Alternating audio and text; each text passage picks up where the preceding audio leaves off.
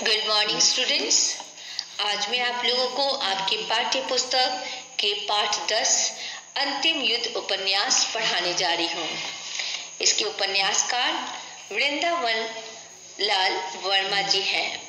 वृंदावन लाल वर्मा जी का जन्म 9 जनवरी सन 1879 ईस्वी को झांसी के पास मौरानीपुर में हुआ था।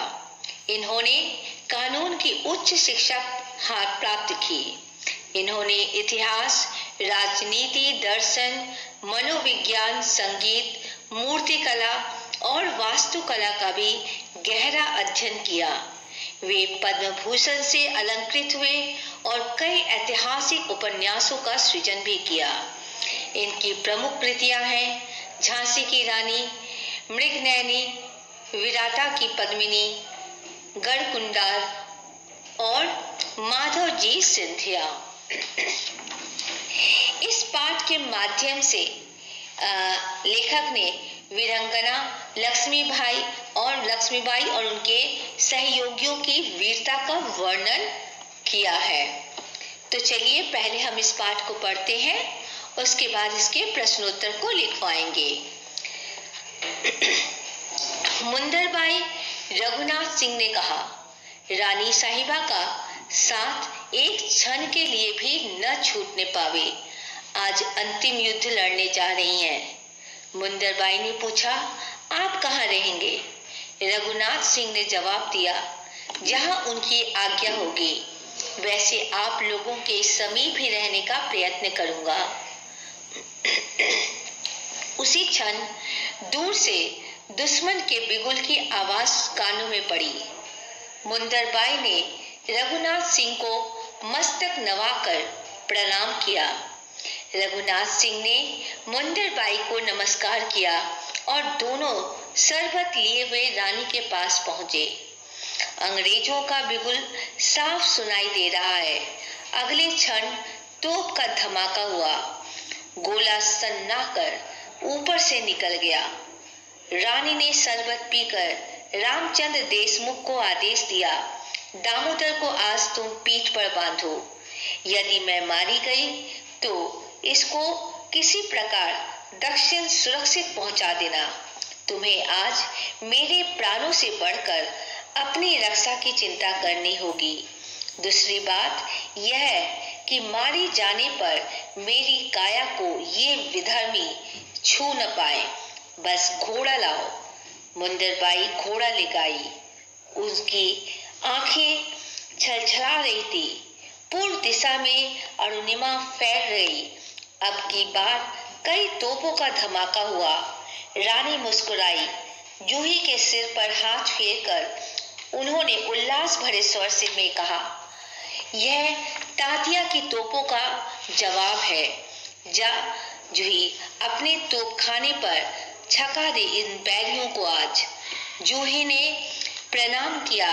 जाते हुए कह गई, इस जीवन का यथोचित अभिनय आपको न दिखला पाई। खैर, परमेश्वर ने चाहा तो, क्योंकि वो भी जानती थी ना कि वो शायद बच के नहीं आएगी।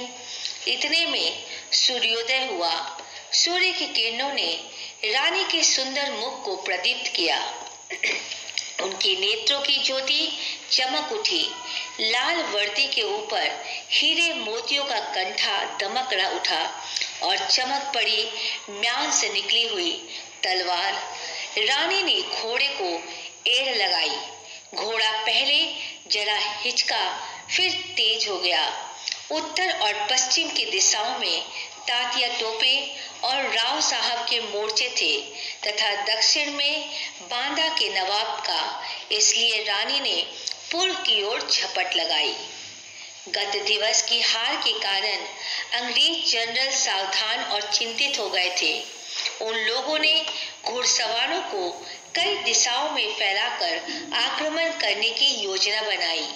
घुड़सवारों ने पहला आक्रमण बंदूकों से किया। बंदूकों का जवाब बंदूकों से दिया गया। रानी ने आक्रमण पर आक्रमण करके घुड़सवारों को पीछे हटा दिया। दोनों ओर के घुड़सवारों की बेहिसाब दौड़ से धूल के बादल छा गए। रानी का रण कौशल देख अंग्रेज जनरल थर्रा गए। जूही के तोपें गजबधारी थी।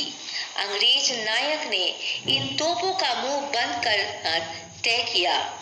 उसके घुड़सवार जूही के तोपखाने पर जा टूटे। जूही तलवार लेकर भिड़ गई। दुर्भाग्य से वह घिर गई और मारी गई।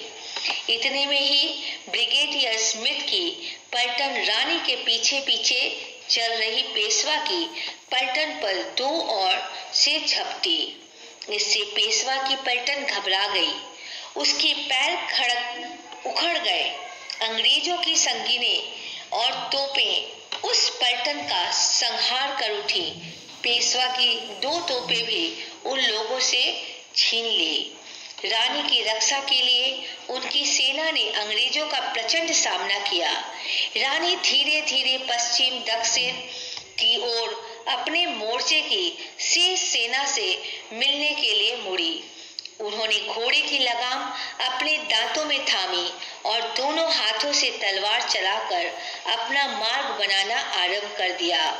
रानी की तलवारें आगे का मार्ग साफ करती चली जा रही थी, किंतु पीछे के वीर सैनिकों की संख्या घटते घटते नगण्य हो गई।